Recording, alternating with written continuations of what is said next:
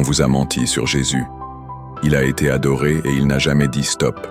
Dans Matthieu 14, 33, après avoir marché sur l'eau, les disciples se prosternent et disent « Tu es véritablement le Fils de Dieu ». Jean 9, 38, l'aveugle guéri l'adore. Et Jésus accepte. Même les anges dans Apocalypse 22, 9 refusent d'être adorés. Mais Jésus, lui, accepte. Pourquoi ? Parce qu'il est plus qu'un prophète. Il est Dieu manifesté en chair. Et même le Coran le reconnaît comme parole de Dieu et esprit venant de lui. Sourate 4, 171. Dans Jean 8, 58, Jésus dit « Avant qu'Abraham fût, je suis ». Et les Juifs veulent le lapider. Pourquoi ? Jean 10, 33. Ce n'est pas pour une bonne œuvre, mais parce que toi, qui es homme, tu te fais Dieu. Il ne dit pas « j'étais », mais « je suis ».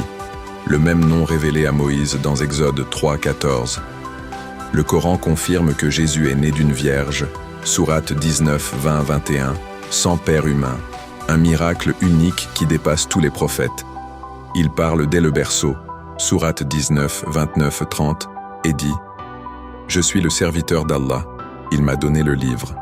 Mais Jésus ne s'est pas arrêté là. Il pardonne les péchés, Luc 5, 21. Et les scribes disent « Qui peut pardonner les péchés, sinon Dieu seul ?» Il calme la tempête par une parole, Matthieu 8, 26. Ressuscite les morts, donne la vue aux aveugles. Dans le Coran, Jésus guérit les aveugles, les lépreux, et ressuscite les morts par la permission de Dieu. Sourate 3, 49. Il est même appelé « Esprit de Dieu », Sourate 4, 171, un titre donné à aucun autre prophète. Pourquoi tant de signes, tant d'autorité ? Parce qu'il est plus qu'un prophète, il est Dieu fait homme.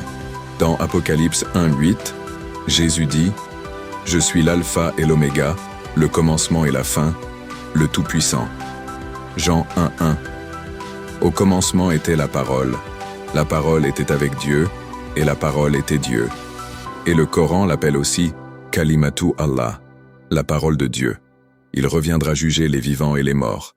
Sourate 43, 61. Il sera un signe pour l'heure. Et Sourate 19, 33.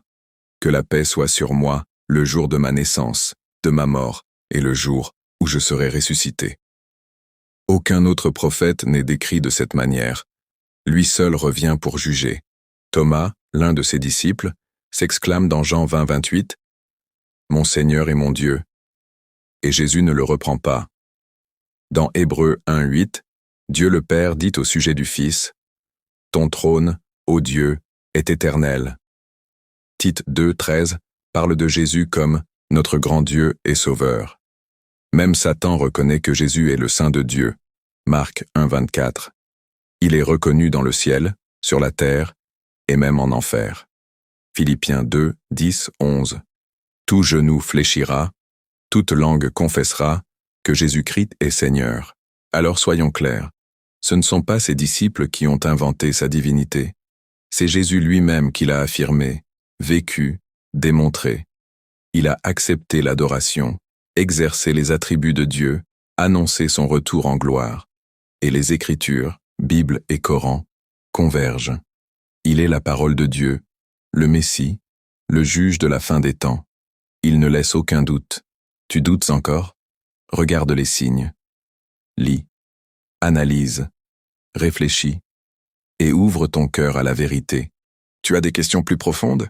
Écris-nous, on t'écoute. Tu veux encore des révélations bibliques percutantes ? Abonne-toi, commente et partage cette vidéo à quelqu'un qui doit l'entendre. La vérité libère. Et cette vérité, c'est Jésus. Jésus-Christ est Dieu.